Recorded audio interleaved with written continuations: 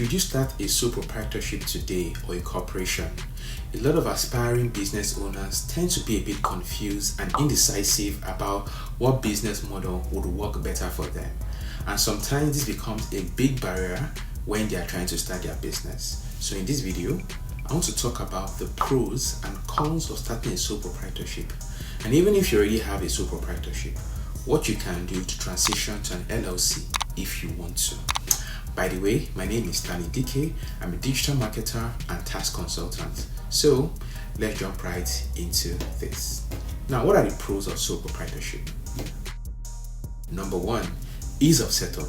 It's pretty straightforward and involves fewer formalities and startup costs as compared to other business structures. You have minimal paperwork.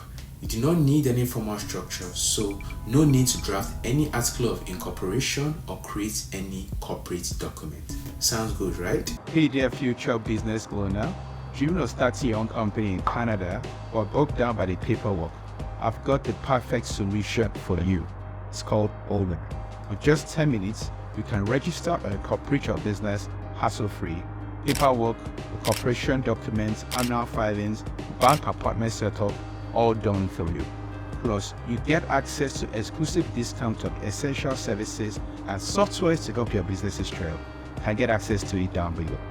Also, if you want to set up a company in the US, effortlessly set up your US company from anywhere in the world, no SSI required, and zero hidden fees. From LLCs to C-Corp, Dealer has you covered with quick, comprehensive service. If you're ready to take the next step, you can get access to this down below and see how Dealer can help you simplify your business journey.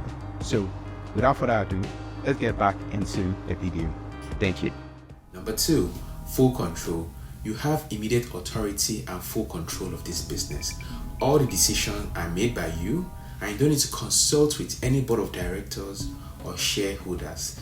The benefit of this is that you can make adjustments swiftly in your business.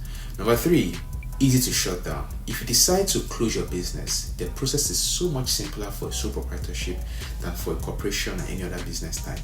There are few legal requirements and formalities involved in dissolving a sole proprietorship, making it easier to wind down operations if necessary. Number four, ease of tax preparation. It may be relatively easier for you to prepare your tax returns because as a sole proprietor, you are considered the same entity, so you don't have to file separate tax returns. So those are the pros. Now let's get to the cons.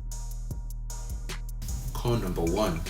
One of the biggest challenges with sole proprietorship is unlimited liability. What this means is that there's no legal distinction between you and your business. And so, if you run into debts or incur liabilities, they can come after your personal assets, such as your home, your bank account, your investments, amongst others. So that's what a corporation protects you from. It protects everything outside the corporation pretty much. So it's a pretty tough decision for you to be when you're in a sole proprietorship. Number two, tax disadvantage. You are going to be taxed at a higher rate compared to your corporate counterparts. Personal income tax rates are generally progressive, and so at the initial stage, if you're not making a lot of money, it will seem okay. But when you start making more money, you'll be pushed into a higher tax brand and you suffer more taxes compared to a corporation with similar income. Number three, bookkeeping. People don't talk about this a lot, but when you have a sole proprietorship, it's very difficult to separate personal expenses from business expenses. A lot of sole proprietors have a lot of money coming to their personal bank account because it's easy for you to manage everything in one place. Overall, you find out that when you want to file your tax returns, it is indeed very hard to separate your expenses, and it's even harder to defend those expenses if your file gets picked up by the tax authority. So think about this carefully. Now, this also happens when you have a limited liability to a corporation and you don't have like a credit card or a business bank account. What happens is that you keep mixing personal expenses with business expenses. So it's important that you should separate these two expenses. Anyway, let's move to number four, limited growth. It may be difficult to scale your business if you retain the sole proprietorship status, especially if you are looking for investment and risk-sharing opportunities. In addition, this business model may be difficult to pass down to your children or sell to someone else in the event you want to hand it over. Number 5, not so obvious healthcare benefits. As a sole proprietor, you are in charge of your healthcare expenses compared to your corporate employees where their employers pay this on their behalf. You should at this point know that the cons of sole proprietorship is pretty much the pros of a corporation or LLC, if you are in the US.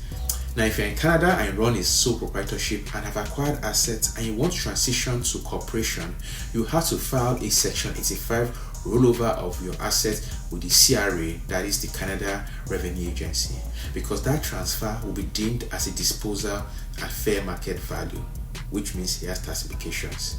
That section is also designed to facilitate the restructuring of businesses by allowing assets to be transferred at a tax-deferred basis. That means that the tax on any accrued gains on that asset being transferred can be deferred until the assets are sold or disposed of by the corporation.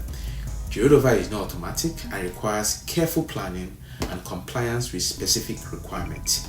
You have to speak with a tax consultant who is knowledgeable about the taxes in your country and will tell you the way forward. If you got a ton of value from this video, I want you to tell me what you learned in the comment section and ask any question. I will do my best to answer it if I have the answers. Also, subscribe, like, and share this video to help someone. Bye for now.